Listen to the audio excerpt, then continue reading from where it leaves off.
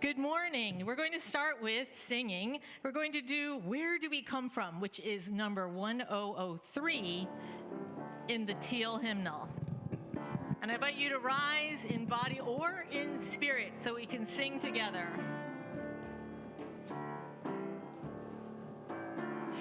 Where do we come from? What are we? Where are we going? Where do we come from? What are we? Where are we going? Where do we come from? Where do we come from? Mystery, mystery. Life is a riddle and a mystery. Mystery, mystery. Life is a riddle and a mystery. Why don't you pick your own part and we'll just make it an organized, beautiful chaos. Where do we come from? What are we? Where are we going? Mystery, mystery. Life is a riddle and a mystery. Where do we come from? Everyone, where? Where do we come from? What are we? Where are we going? Where do we come from? What are we? Where are we going?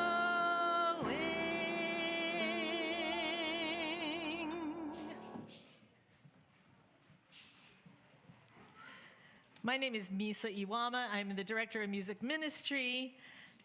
On our music team today are John O'Neill and Benny Koonyevsky. And I'm here with Reverend Dr. Robin Tanner and our lifespan coordinator, Jamaine Cripe, and a huge welcome back to our congregational coordinator, Dana Moore. Welcome back. We also have congregants who are helping lead our services, who will be introducing themselves over the course of the service. We have a few announcements. One is that there's a social justice meeting in the library following this service.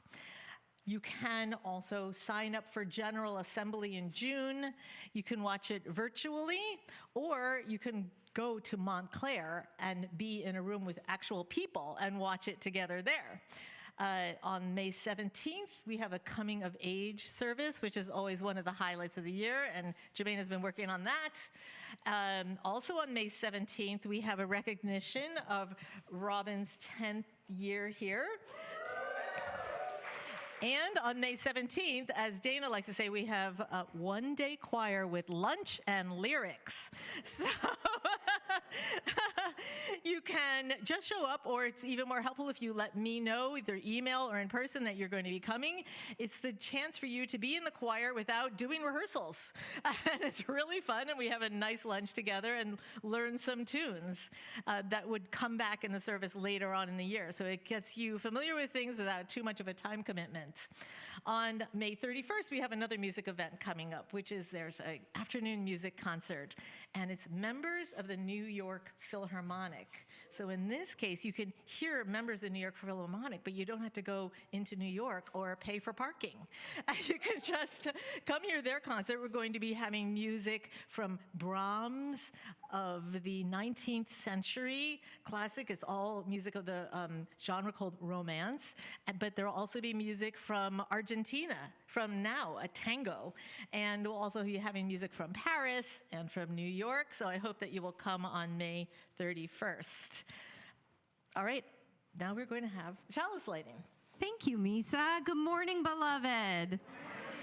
It is so good to see you gathered in our sanctuary, and welcome to those who are joining online. I hope you'll take a moment to introduce yourself. I am indeed Reverend Robin. My pronouns are she, her. If I am your parent, you might call me honey. You can call me honey too, beloveds. That's fine. It's really good to be here with you this day. I'm delighted to be a member of your lead ministry team. I'm an average height white woman wearing a purple stole this day that was gifted to me a decade ago by this community, so thank you. We are going to kindle the light of our chalice, joining thousands of Unitarian Universalists across the United States and thousands of Unitarians around the world who now have the practice of lighting the chalice. The chalice is one of our most essential rituals as Unitarian Universalists.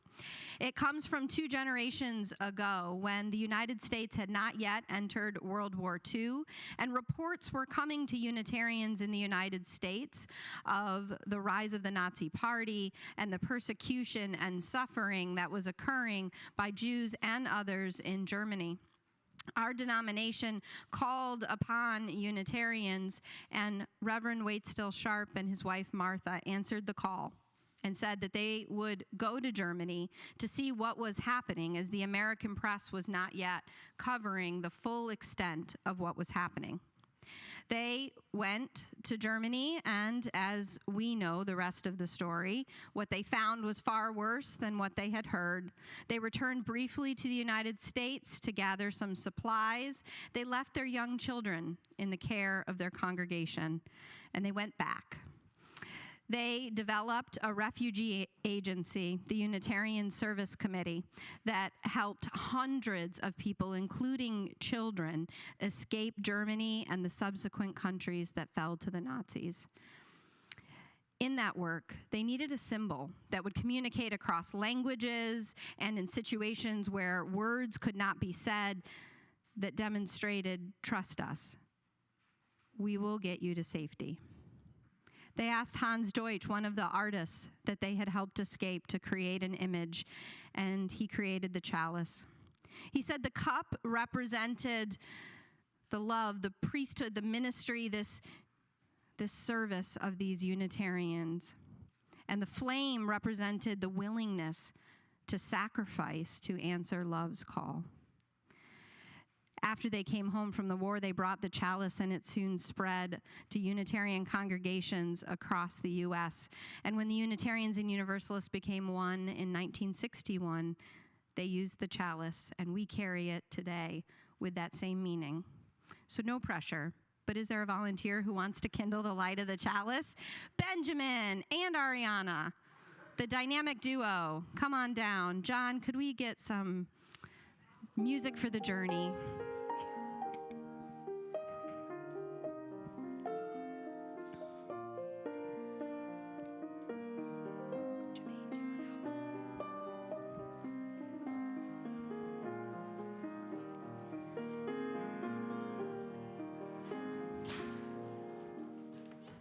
Okay, tell us your names and your grade, please. Ariana. And what grade are you in? Second. I don't want to say. Okay, you're Benjamin, I know that. Spoiler alert. And you're also in 2nd grade. And Miss Jamaine's going to help you light the chalice. Can you go light the chalice? We do so across the generations with the strength of our spiritual ancestors here in our midst. As we kindle this light, may it kindle within us the courage to answer love's call, to put our values into action every day we are granted. If you stay there, Ben, you'll be singing in the choir, which we would welcome. Oh, okay, all right. And chaos ensues. Misa?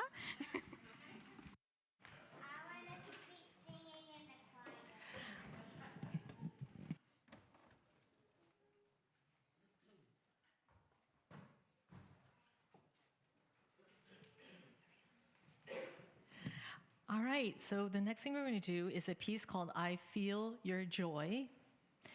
And the music is by John O'Neill. And the words are by Dr. Tuli Patel. It's a song that is on the idea of mudita, or vicarious or empathetic joy. The way that the state of enlightenment is, you can celebrate someone else's joy without calculating how it affects you. It goes like this. We're going to teach it to you. I feel your joy. I want to try that. I feel your joy. I share your happiness. I share your happiness. Radiance surround us. Radiance surround us. I feel your joy. I feel your joy. Let's put the whole thing together. I feel your joy. I share your happiness. Radiance surround us. I feel your joy. I feel your joy. I share your happiness. Radiance surround us. I feel your joy. I feel your joy.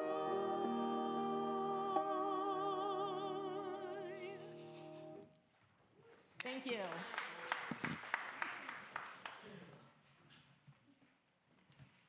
Hey, Reverend Robin. Hey, Jamaine. We're telling a story today. We're telling the Yeah. story of us. I mean, I know you've been here for a decade, and Uh-huh. you've put together leadership teams, getting the coming of age class together with John Kathy, and Yeah. you did our vow renewal where Rick and I had our 25th anniversary during It's COVID. true. Yes. I've been to your house. Yes, that's We've- true. But Jamaine, it's not really the story of us that we're telling. We're telling the story of yous. Oh, I thought that was us. Yeah. Yeah, I could see that. I could totally see that. And I'm glad to hear the story of you Okay. and us. You've been here now 14 years? Yep, fall will be 15. Oh my goodness. And you're a credentialed religious educator with Unitarian Universalism, aren't you? I am. Actually, this congregation sponsored me through my RE credentialing, which included theology and history of Unitarian Universalism. So you're particularly poised to tell the story of us. Yeah, I am. Well, let's tell that story then. Now, it's kind of an interesting story, and it's fascinating you say us, because the Unitarians and the Universalists initially did not get along so well. No, they did The not. Unitarians go all the way back to the very early Christian church. They believed in following Jesus' teachings, but they didn't believe that Jesus was the Son of God. In fact, rather than believing there were three parts of God, they believed in one part of God. At first, they were called anti-Trinitarians. You thought we had a lot of syllables now, Yeah. didn't you? But eventually, they became known as Unitarians because of their belief in the unity of God. That is correct. And the Universalists believed that a loving God would not commit anyone to go to hell. Their name came from this idea of universal salvation, Universalists. And they believed that the Universalist Church, which started in 1753, and by the 1800s, they were the 8th largest denomination in the country, which is wild. Wow. The American Unitarian Association, although Unitarians go back far earlier, didn't actually start until 1825. They weren't after. good at connecting. They weren't good at They connecting. weren't good at connecting. I can see your bias. Are you pro-Universalist? You. Oh, okay. It's a very political answer. 4 of our U.S. presidents were Unitarians. And why, Jamaine, do you think that the Unitarians and Universalists didn't get along initially? Well, the Unitarians were educated city dwellers. They were the ones that lived in cities, and the Universalists were farmers and simple folk. They were a bit like oil and water. But they were both committed, right? Right. To putting values into action. And sure enough, over time, they found that they were in the same room and in the same marches and aligned on the same causes. Yep, sponsoring and taking care of people who needed care. And they raised their children with these values too. So eventually, those children grew up and became the leaders, not only in the denomination, but also within the country. And then they came together in 1961 to form the Unitarian Universalist Association. So those children and youth who were part of these youth ministries eventually became the leaders of their respective denomination, and they were the ones who said we should join together. That's a good lesson. Yeah. Fun fact, this congregation, although initially called the Unitarian Church in Summit, was founded by Unitarians and Universalists pre-merger. So we found a way to get along. Yeah, but Summit has always found a way to get along. Now, those early Unitarians and Universalists had another thing in common. They were both called heretics. Heretics. They had to fight. Woohoo, heretics. I'm here for it. You're like, you feel a little something about that, don't you? Kind of makes you feel a little tough. They were both called heretics, and that meant that they had to fight often or flee religious persecution in order to just share what they believe, which we think of as commonplace now. Yeah. But somehow they persevered, and eventually some of their ideas even influenced the Constitution of the United States. And nowadays, that's very, very important. 233 years after our UU ancestors started this movement in this country's infancy, it's even more important for us as Unitarian Universalists to keep putting our values into action. We may not have creeds, but we got deeds, don't we? We believe in building a world based on justice, equity, interdependence, pluralism, generosity, and transformation, and they're held and lived as sacred acts. And they're all centered in love. Amen. And that is the story of us. Here ends our time for all ages.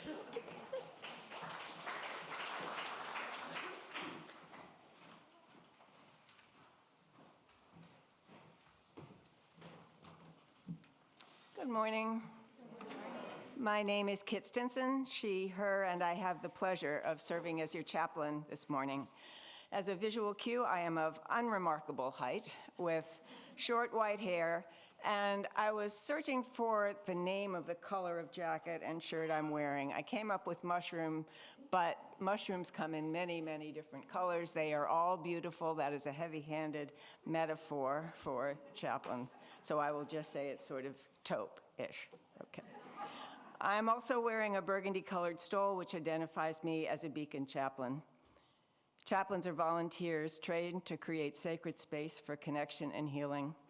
Whether you're going through a personal crucible or simply feeling ground down by the world outside these walls, speaking with a chaplain can help. We hold all conversations in strict confidence, honoring the dignity of every person's journey. If you'd like to be connected with a chaplain, please speak with any member of the ministry team, and there's also a link on the Beacon website and in Neon News every week.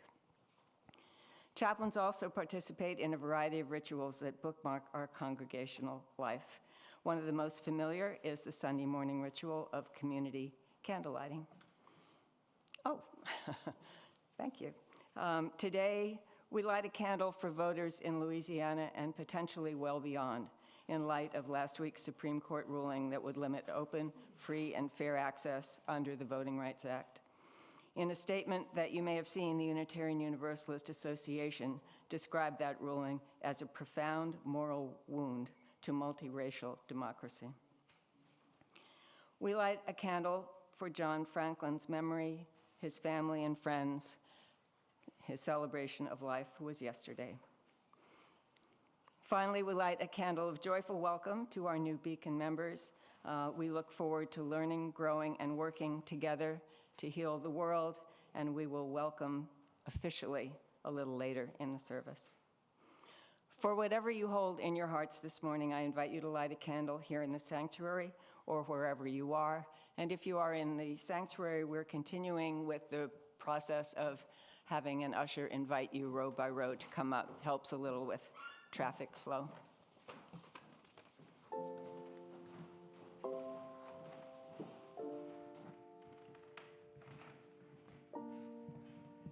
And musically, we're going to start with a chant using the words ubi caritas et amor. Where there's charity and love, there's God. This is from the Taizé tradition in France. Ubi caritas et amor, ubi caritas Deus ibi est, ubi caritas et amor, ubi caritas Deus ibi est, ubi caritas et amor, ubi caritas Deus ibi est, ubi caritas et amor, ubi caritas Deus ibi est.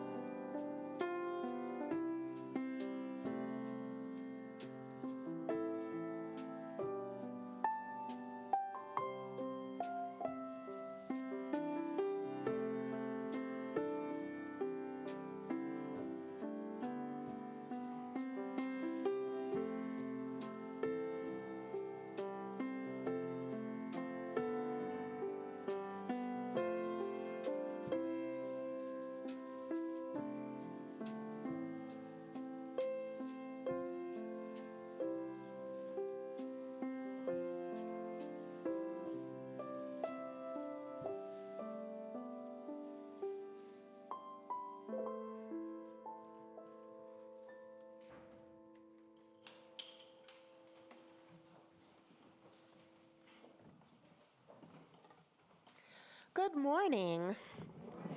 My name is Dana Moore. I use she, her pronouns. I am a tall woman of color with dark hair, dark glasses, and a bright smile on my face as I get to be back here as your congregational coordinator.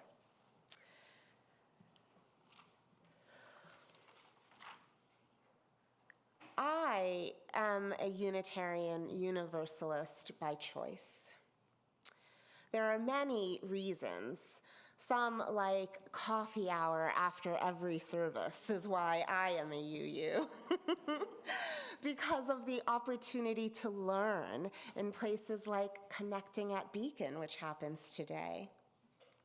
Places to connect and opportunities to covenant to be in more deep relationship with people. Many people wonder and ask why I'm always so happy, joyful, and calm.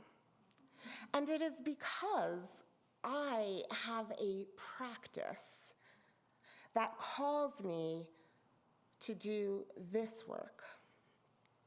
I was raised as a Jehovah's Witness in a very conservative Christian family, and I knew it wasn't for me at a very young age.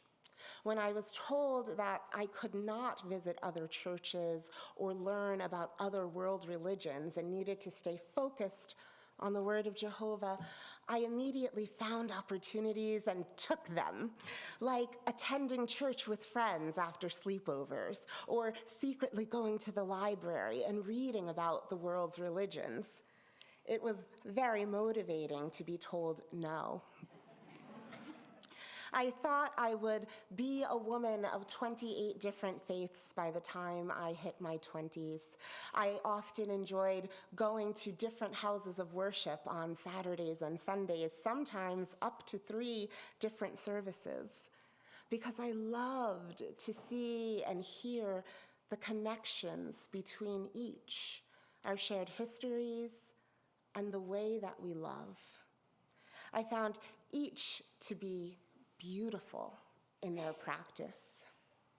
But when I walked in to the doors of a UU congregation, I was welcomed with joy and excitement.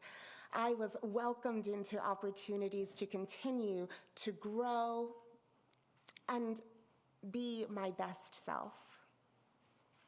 I am a Unitarian Universalist by choice, because I choose to be the best mother that I can possibly be to my children and in the world, and we get to do that together in community. I began my UU journey supporting youth and young adults, serving as the youth program coordinator at Montclair. On any given Sunday, I would lift and support and empower our youth and their agency. My children, who were 4 and 10 at the time, came with me, saw the youth, and wanted to be there too. I came to understand that I was truly a UU when met with challenge. At 12, my daughter shared that she was no longer wearing dresses and would boycott anything I bought her and wear black instead. I pushed and urged, and for a moment I stopped and thought to myself, is this what I would do with my youth group? Do I need to step back and give her the same space and agency to be her most authentic self? And I did. I chose to lean in to our values and practice them. This was easy for me as a Reiki master who practiced 5 principles every day. I was able to take my practice and implement it here in UU congregations and see what came out of it. Leaning into covenant when things got hard, not stepping back, walking away, but continuing to show up. I knew I was a UU when I said, I want to be in right relationship with you. How can we get there? I am a UU because this place and this faith calls us to love and transformation, not just in the world, but in our hearts too. Thank you.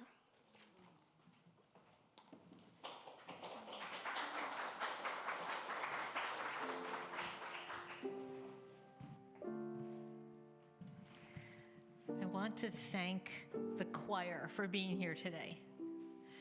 See, with your voices, you lead the service and you lead in joy for us. I think we're so grateful that you are here and that you continually, throughout the whole season, bring your voices and your spirits. We're going to sing for you a piece by the composer Thomas Tallis, and he wrote this in the year 1567. The words are modern, but you'll see from the tune that it's a canon. So we have one group singing together, and then we split off.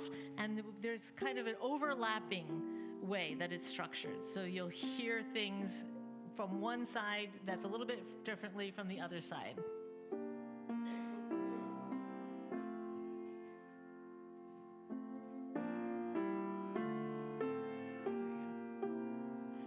Sing loudly till the stars have heard. Enjoy, feast on this bounteous word.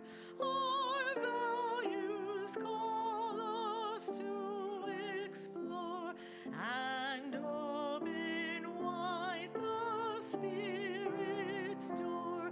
Since what we choose is what we are, and what we love we yet shall be.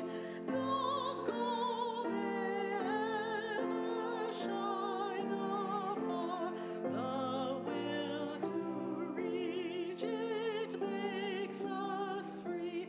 Sing loudly till the stars have heard. Enjoy, feast on this bounteous word.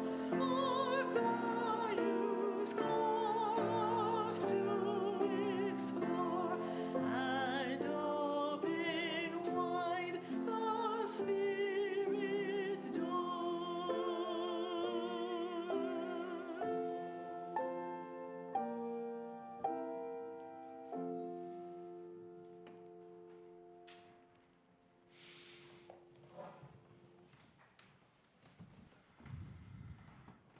Thank you for that lovely, lovely meditation. I feel a little more centered. Does anyone else feel a little more in your body? So picture it, upstate New York, 25 years ago.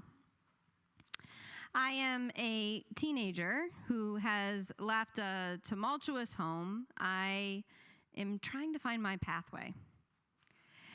I have been raised by a father who's Buddhist, a mother who's very New Age, Presbyterian grandmother, and I was sent to Catholic school. So of course I'd be a Unitarian Universalist. But I didn't even know about Unitarian Universalism, even though I had been going to concerts and justice events as a teen at a Unitarian Universalist congregation. So I make an alphabetical list because I'm slightly neurotic. And I list out different religious traditions, and I start working my way down the list. And I have a couple of friends who are Unitarian Universalists, and they tell me, for heaven's sakes, just skip the alphabetical list and jump to you. But I'm methodical, and I'm on E for Episcopalian when there is a series of violent acts in upstate New York.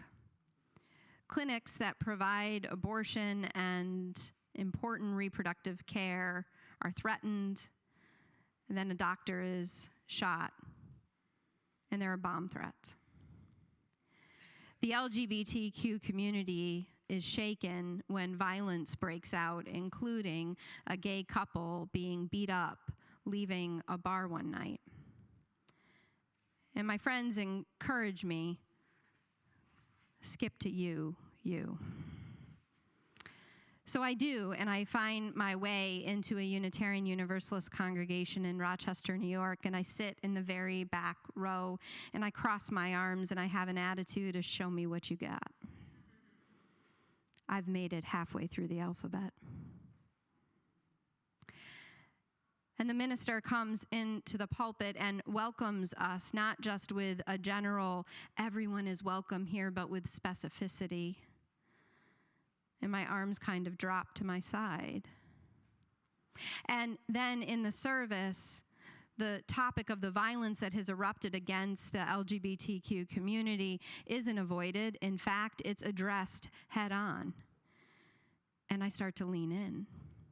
And then at the end of the service, we are invited to join during coffee hour, that elusive, magical, dangerous coffee hour, to gather together if we would like to be part of the Pride Parade and help carry a banner of witness and solidarity.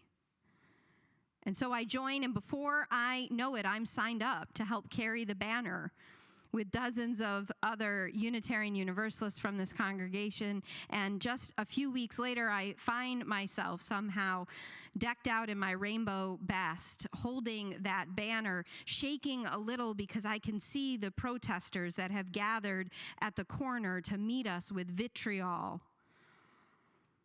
There's a woman next to me who I do not know, but later find out is a lifelong Unitarian Universalist for generations. And she instructs me that we're going to sing. And so we start singing a Holly Near song, and we are marching and singing. And as we are marching, we get to that corner. And just as we turn that corner and those protesters are screaming and shouting, one of them throws a soda can, and it lands right in front of us and explodes. And we stop singing. There's a tremor in our voice, and I feel like I can't move. And this woman just leans toward me and very gently says in my ear, "Just keep singing." And somehow together we find the words, and we keep singing, and we keep marching, and we keep moving and witnessing for that love that so many of our spiritual ancestors died for, fought for, lived for. And that is why I'm a Unitarian Universalist.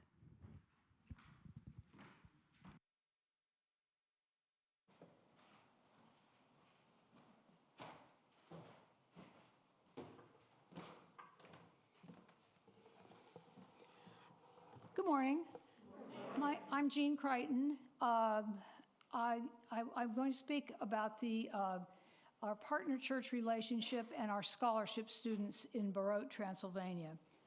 Our QEU congregation and the Unitarian Church of Barote, Transylvania, which is a part of Romania, have been partner congregations for the past 34 years, since 1992. This partnership and many others within the UUA developed after the fall of communism in Romania in 1989 as a way of helping the Transylvanian Unitarian churches. When I discovered Beacon about 24 years ago, I was astounded to learn that the first Unitarian church was established in Transylvania, wherever it was, in 1568, not in New England in the early 19th century as I had thought. I was also excited to see a poster for a trip to our partner church in that year, 2002. Barote turned out to be a small town in a beautiful landscape of rolling hills, very little development, about 35 miles from the nearest city, Brasov. The people in Barote were so glad to see us, and after a few years, we began taking members of our youth group, who immediately created close friendships with the Transylvanians. Quite a few of the Barote youth have visited us here also. I've been involved in the partnership ever since, and recently our two congregations have joined with the Unitarian Church in Jawai, Northeast India, to form what might be the first UU tri-partnership. Members of this tri-partnership have been meeting every month in a three-continent Zoom conversation and have participated in trips among the three congregations, the most recent being a tri-partnership meetup here at Beacon last fall. Over the years of our relationship with Barote, their ministers and church council have partnered with us to develop a scholarship program for university students who have grown up in the church and whose families are active members. The small scholarship grants, small to us, help cover their books and their housing in their college towns. The Barote Church Council chooses the students, and starting in 2011, we have given scholarships to 40 youth, young men and women. They have gone on to a wide variety of careers, from computer engineering to genetic engineering. With your help, we have nurtured businessmen and women, doctors and nurses, teachers and environmentalists. 3 have become Unitarian ministers. They all must promise to stay in regular contact with us through emails, and I'm the lucky recipient of letters from them all, so I can make friends with these kids even though I've never met them. This year, we are supporting 5 students, 2 in social work, 1 in healthcare, 1 a budding archaeologist, and 1 in forestry. We ask your help in continuing the scholarship program. All proceeds from the collection today, except those marked as pledges, go to our scholarship program. So please give as generously as you can. And please look for our beautiful poster here, which has a little information and pictures of all the students from this year.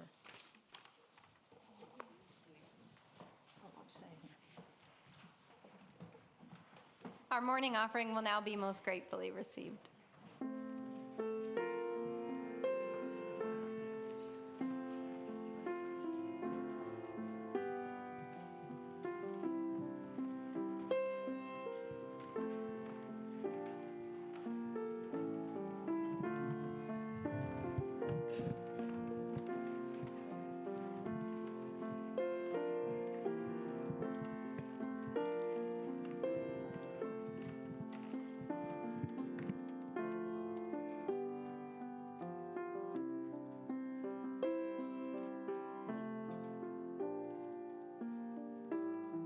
As the choir gets into place, just say that we do rehearse on Thursdays. It's a really joyful experience, and I hope that you will join if you feel like that could be a part of your life. I just want to also say thank you to Kate, because you have been taking care of us all year. And we not only have the Unitarian social hour after the service, we have the choir breakfast before the service. So thank you, Kate. And our first song has a poem by Langston Hughes, it's The Dream Keeper, being a character that holds all your dreams in the sky.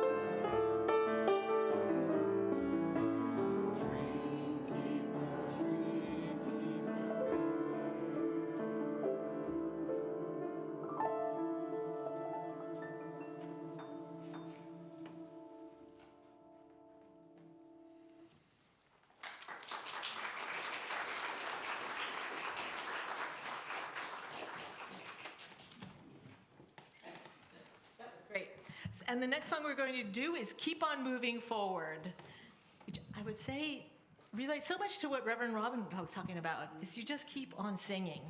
And we're going to alternate between verses in English and Spanish, but so that you know, the Spanish verses are the translation of the English verses that precede them.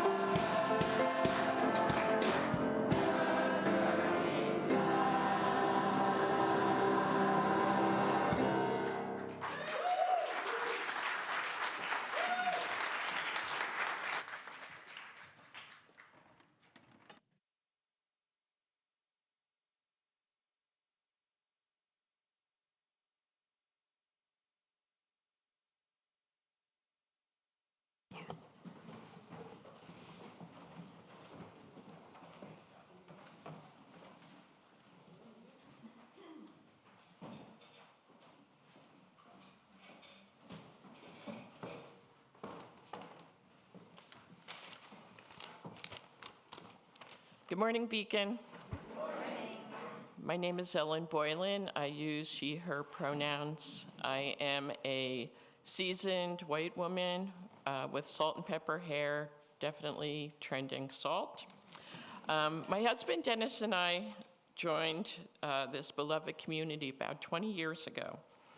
We were both raised in devout Catholic families, but by the time we met in our early 20s, we had left that behind, and we're happy to live our lives, or I should say content to live our lives and raise our 3 children without any religion.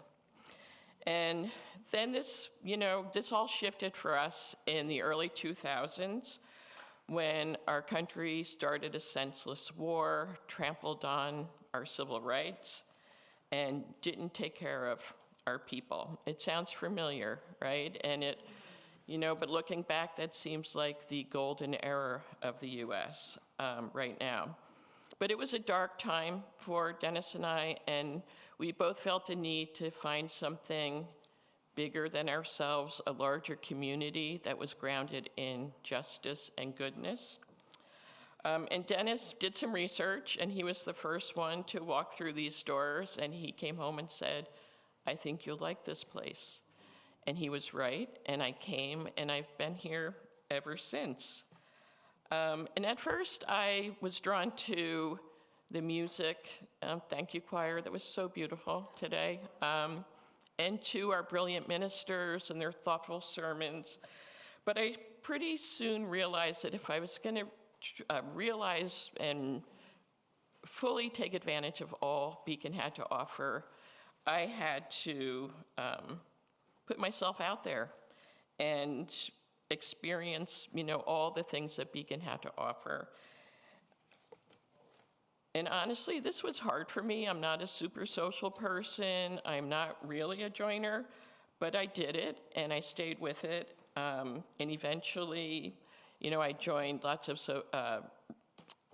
justice committees here. I served on the board of trustees. I was part of a task force that developed our 10-year strategic plan. And to my surprise and the surprise of my family and friends, I became a certifiable church lady. If I had to pick the thing that I joined that was most meaningful for me, it would be my covenant group, which now we call community groups. I've been in this group for 20 years, which don't tell anyone that I think is against the rules, but we've stuck together. And it's interesting to me. It's a group of people that I probably would not otherwise have really connected with because we're really different. We're at different ages, at different life stages, but truly they have become my family, and I love them all deeply, and we've supported each other through all sorts of hardships, but also celebrated our joys together. And I think I found there's something that I have not really experienced anywhere in my life other than with my family, which is a people and a place where I can be fully intentional, present, and honest time after time. If you have not joined a community group, I really urge you to do so.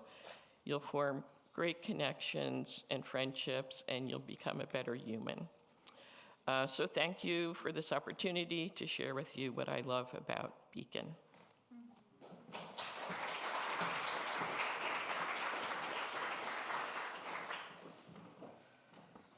Thank you, Ellen. I offer a word for anyone in this room or joining us virtually who is still wondering, still sitting with the question of what it means to belong here. Becoming a member of an intentional, beloved community is one of the most quietly radical things you can do. It is a choice to say, I will not simply pass through. I will plant something here. I will let this place plant something in me. There are blessings of membership that cannot be fully named in advance, friendships that will surprise you, questions that will deepen you, moments of grace you could not have planned. Beloveds come to this faith for many reasons, some seeking a community of conscience, some recovering from religion, some are drawn by our free and responsible search for truth, yes, and some simply longing to belong somewhere that welcomes all of who they are. As our new members come up today to affirm their membership, please know that you are welcome here and welcome to join as a member today as you feel moved. Whatever brought you here, curiosity is holy, and you are welcome to keep wondering for as long as you need. We gather today, beloved, in joy and in celebration of those deciding this day to join Beacon, a community committed to radical inclusion, to feeding the human spirit and healing the... And we get it all done in an hour. It's just amazing. It's incredible. We are also a people of awakening curiosity, curious about one another, about the sacred, about how we might live more justly and more lovingly in this world. To become a member is to say, I want to explore these questions with you, and I am ready to walk this path together. So we'd like to invite you forward now, those who are joining Beacon today, to come forward with us up front here.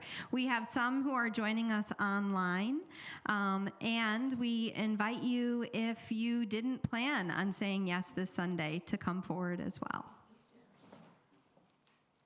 I see some of our members who have become members since our last ceremony and did not get to join us. For those new members, please join us up on the chancel so that we may share these gifts of welcome with you.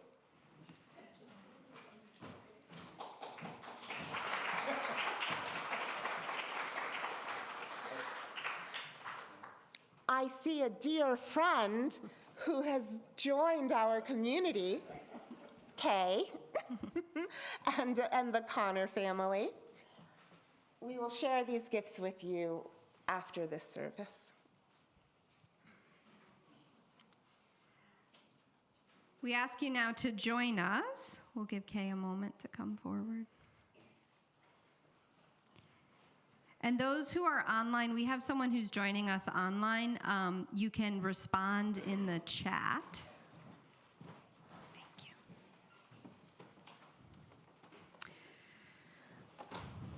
So we invite you into these affirmations, and if you so agree, to respond with "we do."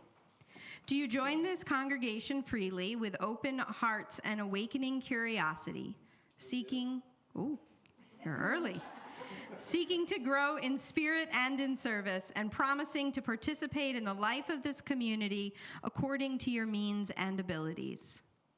We do. And if you are so willing, please respond to the next affirmation. We will. Will you join us in the work of feeding the human spirit and healing the world, practicing compassion, seeking justice, and magnifying the light in this community? We will. Beloveds, today you formalize what your hearts already know, that you are a part of us and we are a part of you. May your light bloom in this beloved community. And may the love and warmth of community shine in your homes. We now turn to our congregation, and I invite you to respond, "We do," as an affirmation. Each of you, here and online, please respond with "we do" as you are called. Do you, congregation, welcome these beloveds as full members of the Beacon Unitarian Universalist Congregation in Summit, promising to support them on their journeys, celebrate their joys, and hold them in times of struggle? We do. Please respond, "I will," if you affirm. Will you walk and journey beside them as we build beloved community together, learning from one another, growing with one another, and magnifying the light? We will. Thank you. And now we join in our congregational covenant. Love guides this congregation. Love calls us daily to acts of liberation grounded in anti-racism. We affirm that we live in the complexity of intersectionality and that building healthy and loving relationships is a spiritual practice, requiring both inward and outward focus. Thus, we covenant to listen deeply, speak compassionately, express gratitude, and embrace our unique diversity.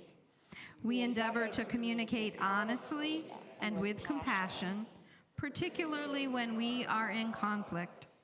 When we hurt one another, we will try to make amends, forgive, and reconnect with an intent to repair, change, and grow. Our purpose is to be radically inclusive, feed the human spirit, and heal the world. In celebration of the common purpose that unites us, and with the aspiration of beloved community before us, we will do our best to abide by this covenant. And now would you join me with your applause and cheers in welcoming our newest members.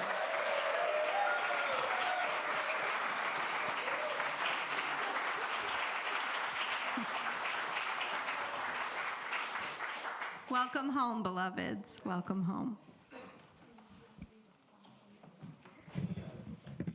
All right. I know that some of you will have just looked at the numbers and thought, oh, I'm glad for the last hymn. But in case you haven't memorized all the numbers of the hymns, it's Blue Boat Home. And I invite you to turn to 1064 and rise in body or spirit, and we can sing this song together as a community. I invite you to rise. Though below me I feel no motion, standing on these mountains and plains, far away from the rolling ocean, still my drive and heart can say, I've been sailing all my life now, never harbor or port have I known. The wide universe is the ocean I travel, and the earth is my blue boat home.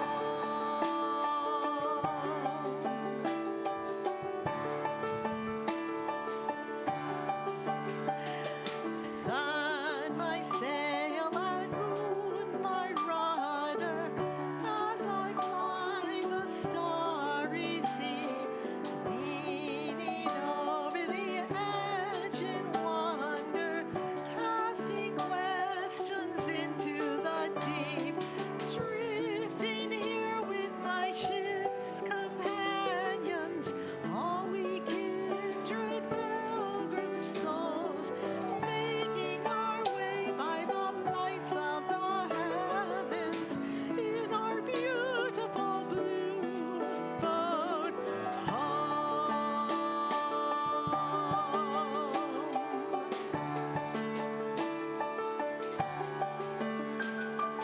I give thanks to the waves upholding me, hail the great winds urging me on, greet the infinite sea before me, sing the sky my sailor's song.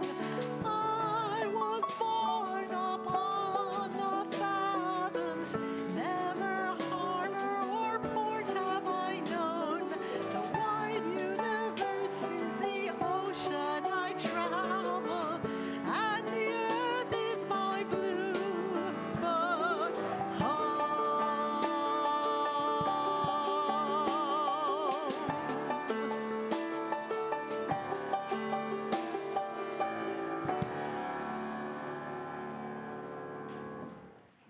And now, beloved, would you take hands with one another for our closing blessing? May the love that is our source and our ultimate return, may it hold you, may it guide you, may it fill you such to overflowing that it is a gift you can't help but give to all whom you meet, beloved, until we meet once more. Go in love. Amen.